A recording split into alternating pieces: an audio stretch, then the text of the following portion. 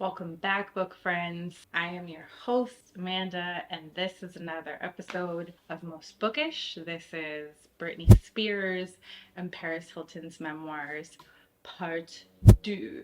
Today, we are going to get into Miss Hilton. We need a moment. This lady ain't no motherfucking joke. So, why are we talking about Paris Hilton's memoir in the same video that we're talking about Britney Spears' memoir? They both came out in 2023. Paris is earlier in the year, and Britney's towards the end of the year. Coincidentally, they cover a lot of the same time period, the 90s, 2000s. They were both huge figures, teen idols, teen stars. They were infamous during different periods of time in their careers. I feel like that is all things that we know, or if you were around at that time, you knew, and so you would expect maybe for those reasons for them to be together. But the real reason why I thought this video would go well with both of them in the same video had more to do with what was happening off camera to them rather than what was happening on camera. So they're around the same age. I think they might have been born in the same year. Paris is a few months older than Britney. Around the time that Britney is starting to be really well known, she is releasing her first album, is around the time that the Hilton family relocates to New York. And this is kind of really where the memoir that Paris wrote, called The Memoir, starts its story. This one, again, I listened to on Audible. Paris herself narrated her memoir, which was really enjoyable to listen to her speaking her own words. I'm not sure how much help she had with the writing of the memoir, but it came off really well when she was narrating. So, Nikki, Paris, Baron, their younger brother, Nikki's her younger sister, Paris is the oldest. Kathy and Richard Hilton are the core family at that time that moves over to New York. And Baron is fairly young. Nikki and Paris are close in age, so they really grew up more together. And from all accounts, from that group of the Hilton family, while they were the Hiltons, they were not regularly receiving any kind of income from the Hilton empire, and they had to, as they put it, work for their money. Her mom had a specialty boutique. Her dad, I'm really not sure how much he did and what he did. I didn't really look that far into him, and she doesn't talk about where he made his money too much. But they were doing fine, and they were living in Hilton hotels at the time where we kind of really get the main story that she's telling in the memoir. They're living full-time in a hotel. And when I say hotel, I'm not talking about the Hilton Garden Inn. She's living in the Waldorf Astoria.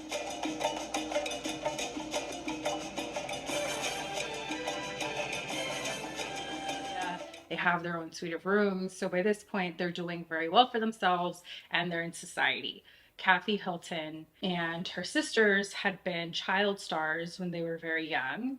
And Kathy is in society. She does events with her daughters. She even does mother-daughter fashion shows, but she really wants to keep her kids away from that kind of, I guess, seedier image of really being in show business like she was with her sisters. The Hilton family has its image to preserve as the Hiltons, high society. They run in elite circles, and you see pictures of the girls back then. They're always very well dressed, super cute and matching, and the presentation of the family comes off as perfect picture Americana family. And from early on, Paris struggles with this. She is a performer. There's lots of videos of her when she's young. If you watched her documentary a few years ago where she actually first starts talking about some of these more serious subjects. So at the time, like I said, when Britney is starting to become a pop star, Paris is starting to be really well known as a socialite slash she's in her late teens. She's already getting paid or offered money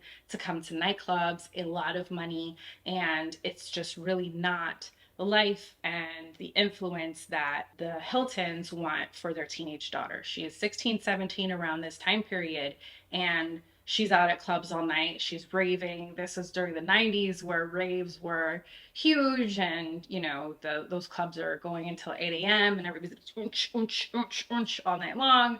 And according to Paris, like, she lived for the dance. She lived for all this stuff. She says she didn't drink, she didn't do drugs. She just wanted to dance all night long, which is a problem when you're not doing well in school, you're a teenage girl, and you don't show up until the next morning. So she got herself in trouble, like a lot of teenage girls did, quite a few times with her disappearances and her misbehavior. She got moved from school to school. She kept getting kicked out. And it just got to the point where the Hiltons felt like they needed to save their daughter, they needed to help their daughter, they needed to do something that was going to get her off of this track. So enter the villain into the story, which is the troubled teen industry, or you can argue, is it the troubled teen industry, or is it parents who struggle to help their kids and instead harm them by accident? But for all intents and purposes, we'll call the villain the troubled teen industry. So the Hiltons decide they're going to seek help from this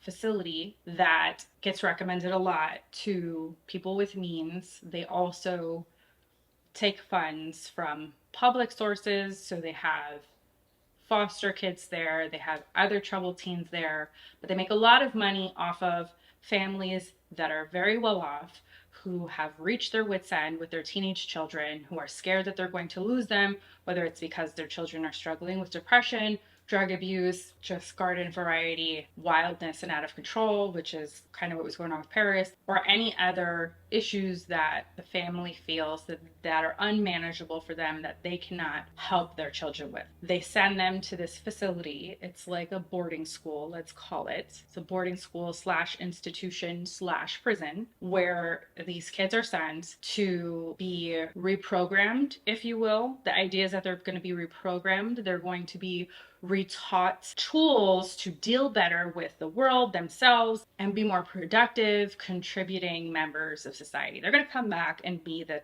wonderful teenage children that their parents had always wanted.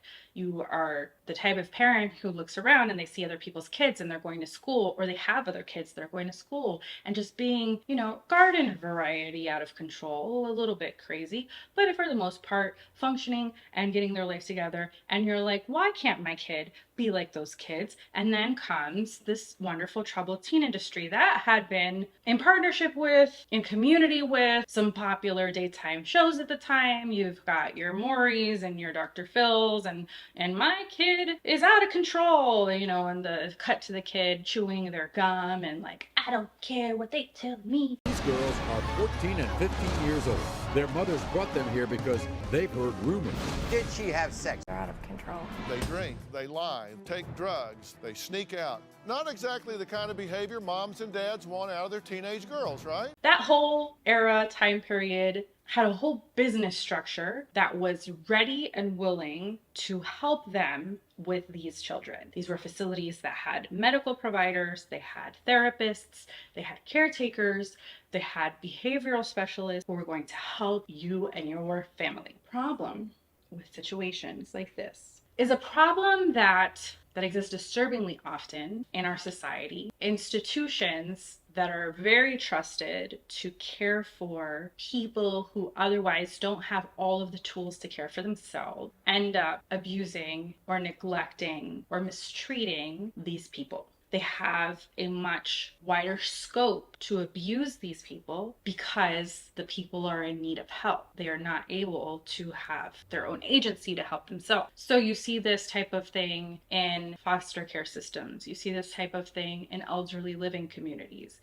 You see this type of thing in hospitals that care for children or elderly people. Again, people or mentally struggling people. People who need help, who are not always believed or trusted to care for or govern themselves all of the time. You have people step in these facilities who exploit that. Sometimes you have the facility itself that exploits that. Now, is it every elderly home, every hospital, every institution? No, but as human beings, the disturbing percentage of us that take advantage of weaker people is much higher than I personally would like it to be. I would like it to be at zero. Because of the nature of the group of people that are in these teen institutions, because of the nature of how exploitive some of the institutions are themselves. If you are an institution that is taking advantage of the financial resources of these parents to help their kids, but you don't really have a well-rounded curriculum, environment, process to really help these children, you're going to attract employees that are bad and don't care about those things either. Employees that are possibly abusive. Did the people at the top of this structure always know all of the things that were going on? I don't know. But they knew that half of what they were selling was bogus, according to the accounts of a lot of the survivors from these places. And actually, right now, there are people who are legislating, Paris Hilton being one of them, to get these places shut down. There's a whole history of how these places got started, at least this chain in particular that Paris goes to. She alleges that it's basically a con man who started this whole thing, and it has just grown into this giant monster that people keep giving money to, feeding into, and she herself hadn't even told her parents the things that had happened to her until she was an adult. And in the last few years, this is the first time she's even speaking about it.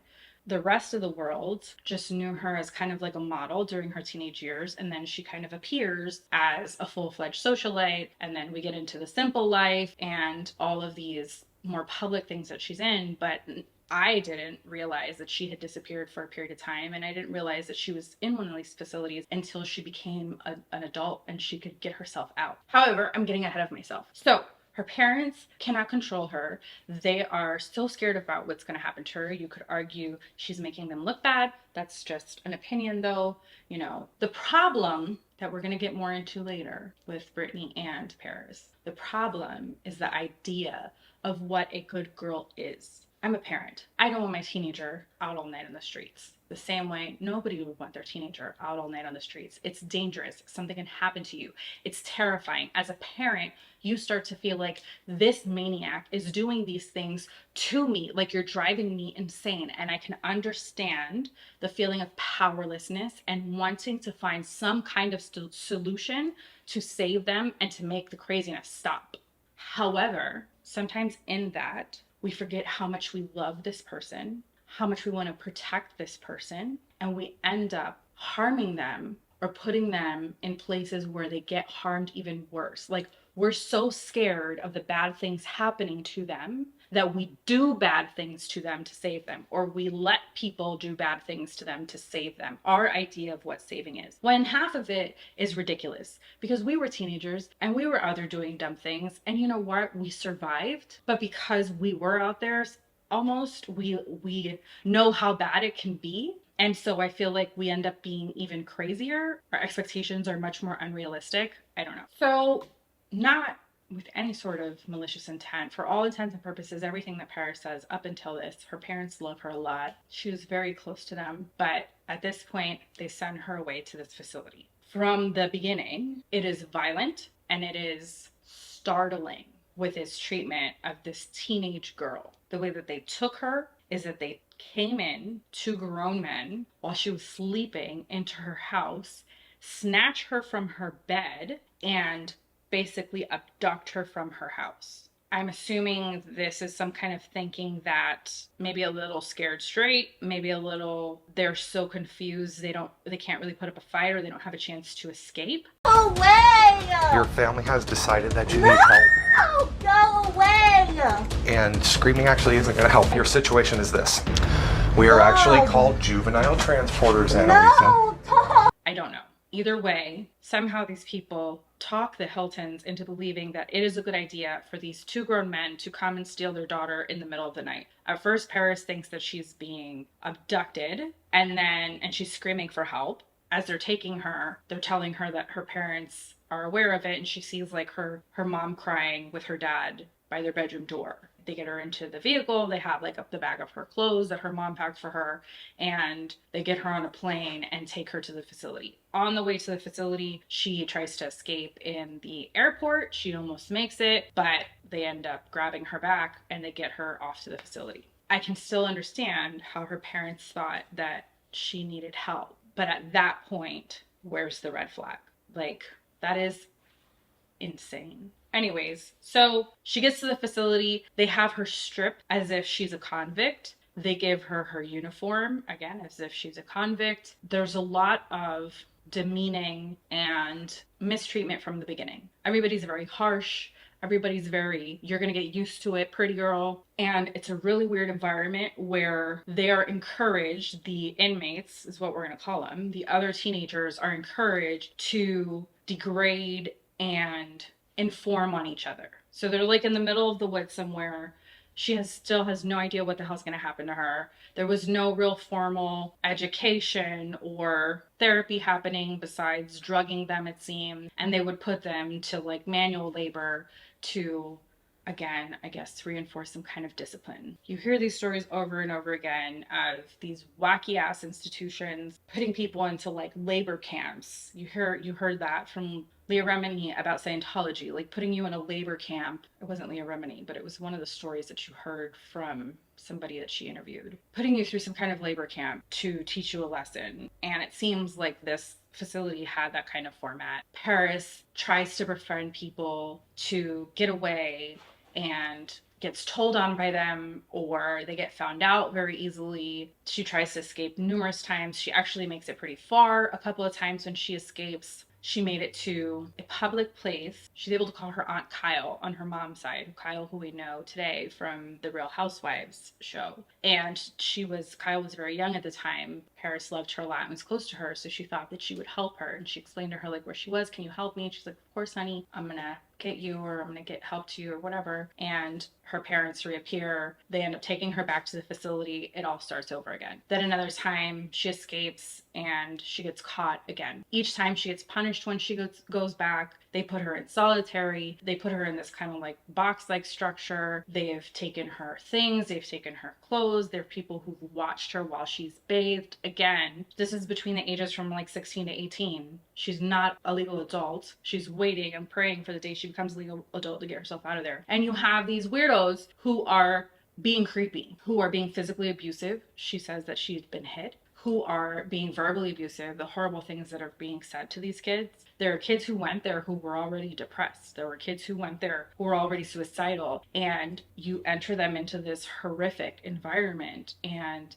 the lifelong damage that gets done to these kids if they survive is just terrifying. There have been deaths that have been recorded at these facilities, but they've been attributed to physical ailments, things that happen to the students. And what Paris basically says is half of that you don't know if it's crap, if it's because they terrorized them to death, they had them overworked and abused and mistreated. And besides that, you don't even know who wanted to die. So again, if you watch the documentary, she meets with some survivors, and they're all women who are in their 40s. They were people who were there when she was there, and they have all struggled with living with that time in their lives their entire life.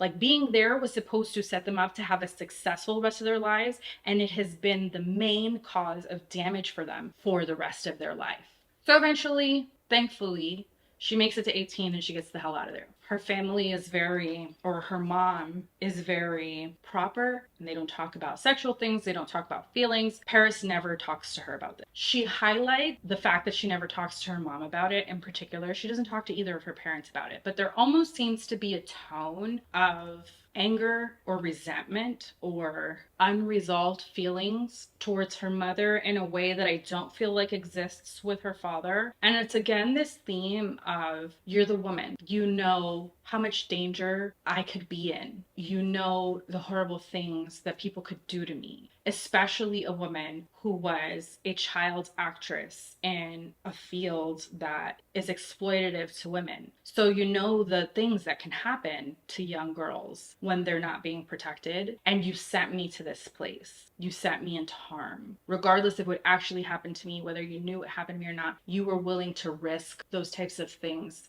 happening to me. So at that point, like I said, thank God she survives it. She gets out and she was back with her family.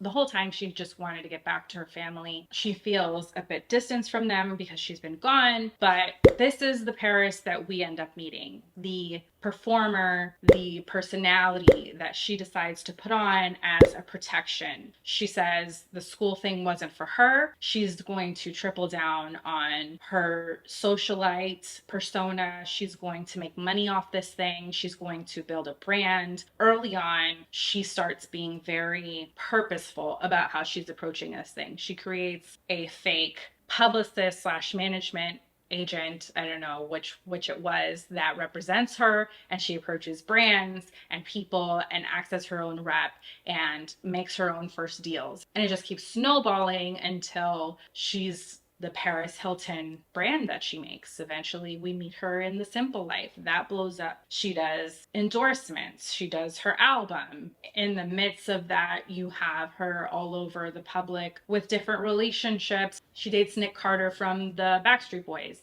She's in an abusive relationship with him publicly. She dates the Girls Gone Wild guy who ends up putting out a porn tape of her one night in Paris. It goes viral. It's insane. It's nothing that she ever wanted. Again, her family is against performers in general. They're high society snobs, if you want to call them that. And now their daughter's got this sex tape out with the guy that she was dating. She didn't know that he was going to release this. She ends up having all this notoriety, and she's sexualized, partly because of it, but partly because, again, she plays into this persona. She's got the little dog, and she's got all the pink stuff and the little girly stuff, but she's still a young woman, so she's wearing revealing outfits and she's being sexy. And especially when she's modeling, she gets portrayed in a certain way, and it's something that people find alluring. And through this process, we as the audience start to feel like we have some kind of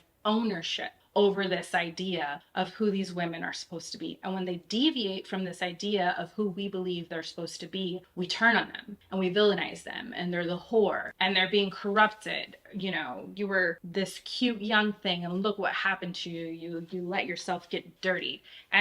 And while they're perfectly fine for us to consume as entertainment, as human beings, they're not allowed to really have any agency beyond our gaze. Over the years, she just builds a bigger and bigger brand throughout all of this. She is engaged. Their guys come and go. She's had quite a few abusers through her life, wondering how much in part to the abuse that she experienced early on through the facility that she was put into, because obviously her ideas of love and protection have been skewed quite a bit. Add the world of the rich and famous, and that gets even weirder. And she gets to the point where she just feels like maybe love and love life and all that stuff isn't for her. Late in her 30s, she finds a good man who loves her, that she loves back, who understands her being asexual, who understands that it's all just a show, who understands who she really is. They get married, she has a baby, and for all intents and purposes, she has kind of a happily ever after. However, there's still the damage, right? There's still the damage. The same way Britney has her, or had her happily ever after with her husband, there's still the damage. And we're going to talk about that in part 3. So